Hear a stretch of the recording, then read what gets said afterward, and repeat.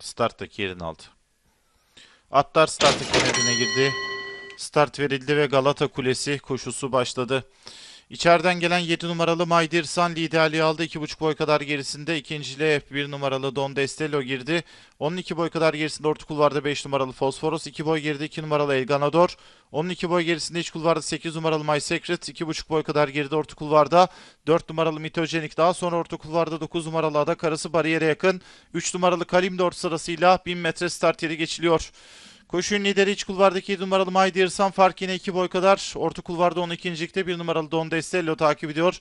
2,5 boy geride iç kulvarda 5 numaralı Fosforos. 2 boy gerisinde 2 numaralı El Ganador. 12 boy gerisinde 8 numaralı My Secret. Daha sonra orta kulvarda 9 numaralı Ada Karası, hemen içinde 4 numaralı Mitojenik ve 1,5 boy gerilerinde 3 numaralı Kalimdor sırasıyla viraj dönülmek üzere. İçeride 7 numaralı My Dearsan önde, fark 1 boy kadar. Orta kulvarda 1 numaralı Don Destello yine 12.likte takip ediyor. Dışarıda 2 numaralı El Ganador, bariyer dibinde 5 numaralı Fosforos, orta kulvarda 4 numaralı Mitojenik, yanlarında da 9 numaralı Ada Karası sırasıyla son 400 metreye girildi.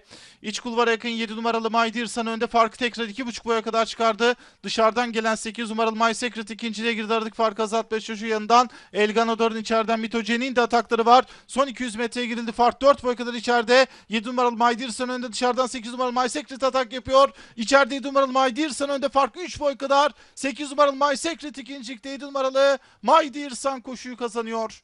8 numaralı My Secret ikinci, 2 numaralı El Ganador üçüncü, 1 numaralı Don Destello da dördüncü oldu.